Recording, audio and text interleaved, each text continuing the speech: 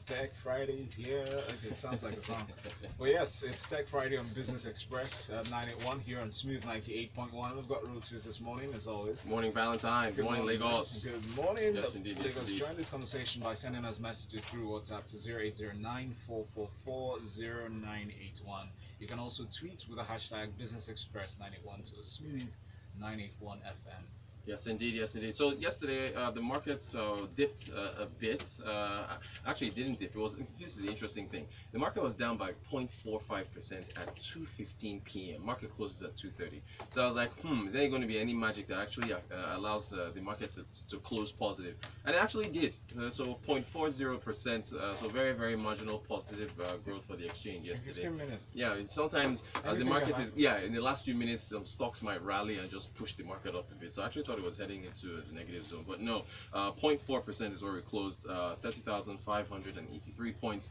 Nemeth International was the top gainer. E-Transact was our top loser.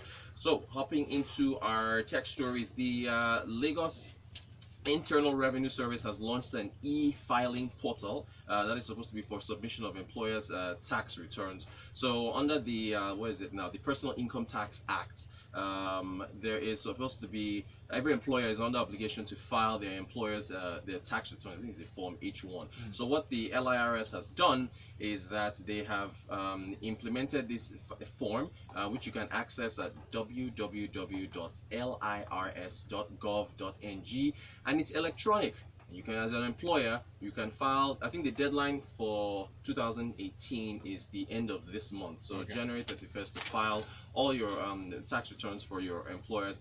And this is the essence of technology. It's just supposed to make things easier. This is part of ease of doing business. Make it seamless. Very seamless. Just you don't go have on to there, walk into an office, go through traffic, exactly, and ask questions. Although they've, I think they've stopped accepting hard copies, which is, I think, well, because I think this is, I'm reading this report from Deloitte, the consulting firm.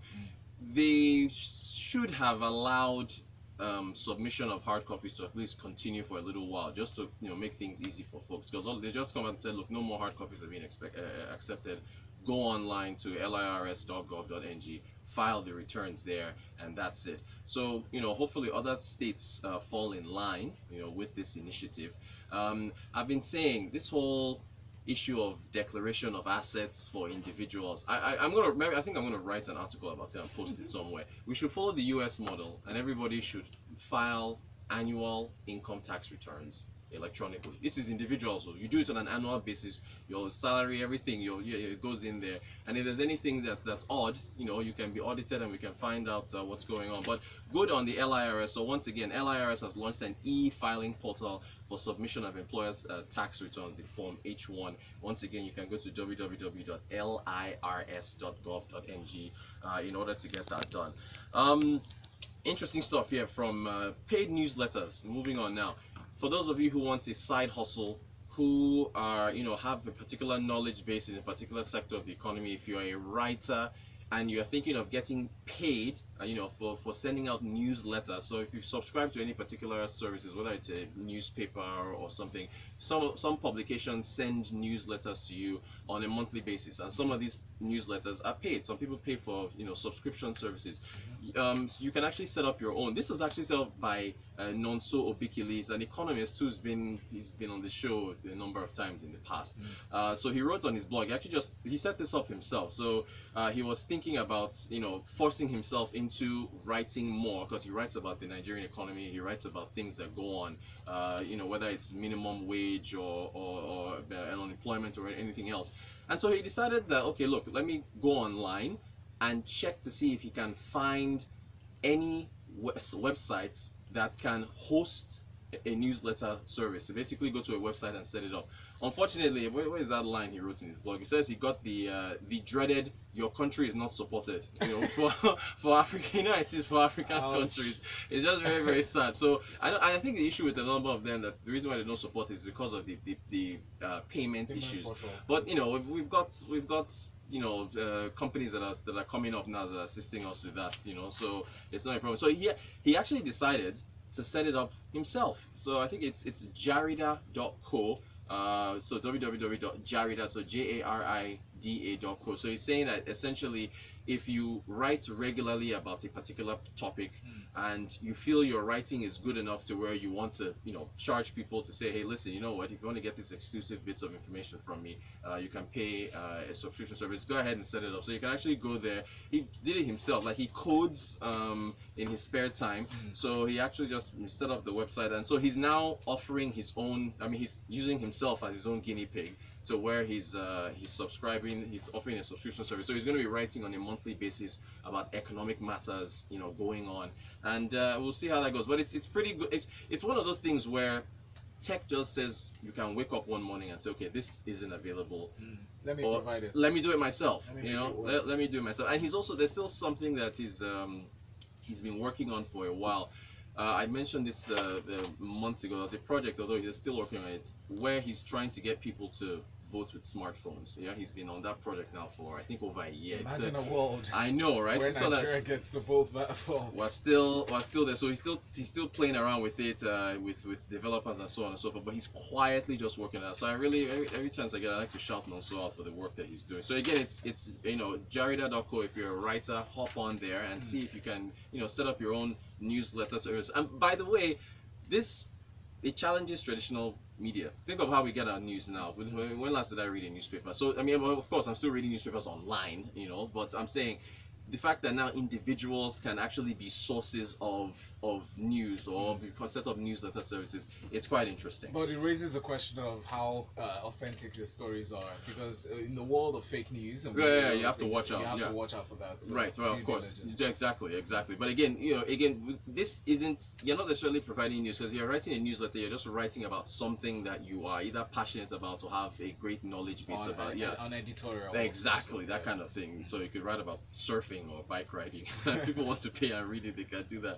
Okay, the London Stock Exchange has recognized, I think, about 9 Nigerian companies amongst a list of other companies in the Companies to Inspire Africa list for 2019. So Paystack, Budget IT, let's see, Secure ID, Ren Money Microfinance, Tech Advance, Venia Group, Alpha Mead Group, Three Wise Pixels, and Tizeti.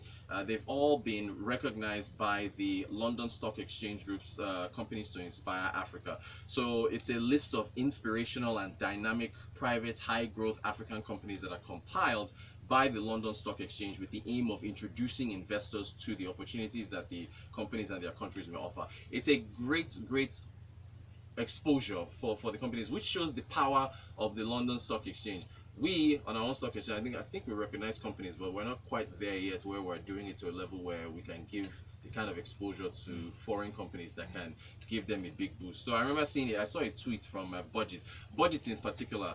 They've been, to quote Goldman Sachs CEO Dave Lloyd, they've been doing God's work in the fact that they've been trying to keep government accountable. Yes. They are always tweeting senators and governors about budget allocations. Details? They'll policy implementation. Yes, they'll tweet a picture of a senatorial district and say, "Oga, you took how many billion to build schools here? What's going on?" and so on and so forth. Plus, they have very interactive graphs and so on when it comes to infographics. Yeah, with the budget and so on. So good on them. So I think Paystack and a number of other companies were recognized on this particular list, and so they're expected to benefit them from this because the exposure from investors in the UK and elsewhere can actually see them expanding. Prince wants to know if Budget is a company or an NGO.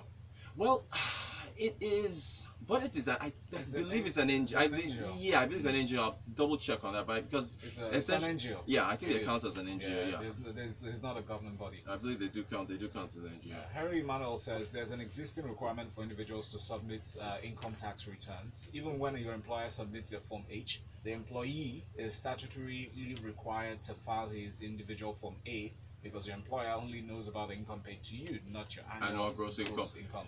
What I'm saying is that the whole issue with the declaration of assets, I'm trying to let us move towards where more focus is placed on filing income tax returns and then determining exactly what comes in on an annual basis, and then auditing. Individuals, if the FIRS feels they should audit an individual, they it should be done. Yes. Because exactly. So that's the direction I was going in. Any other messages? Yes, we have one from Said Oladosu on Twitter. He's speaking to the LRS issue as well. He said the LRS should try, that's the Lagos Internal Revenue Service, should try and improve the user interface on their platform. I uploaded the returns and it did not upload the complete data. Ah, okay. Well, thanks for the feedback. All right, that's something that they should take into account. I'll probably tag. Yeah, so I'll tag them on Twitter and make sure. Okay, Apple. Apple is reportedly planning to cut back on hiring as their iPhone sales have continued to weaken. I think this was 2 weeks ago, a week ago, when Tim Cook came out and said that, look, because of what's happening in China, their sales have been falling now. With the competition from Huawei, yes? Well, even Huawei, I think Huawei's on. In fact, we're supposed to have a story on them. That one, Huawei's in soup. I mean, the US is probing them for stealing trade secrets. I think they've been banned from doing business in Germany. I think Australia. I can't remember well. It's the whole.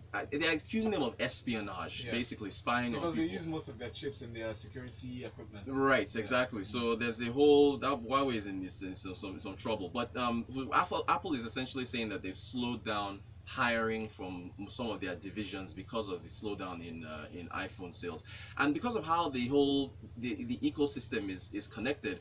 Also, there's a story here. A company in Taiwan, TSMC, the Taiwan Semiconductor Manufacturing Company.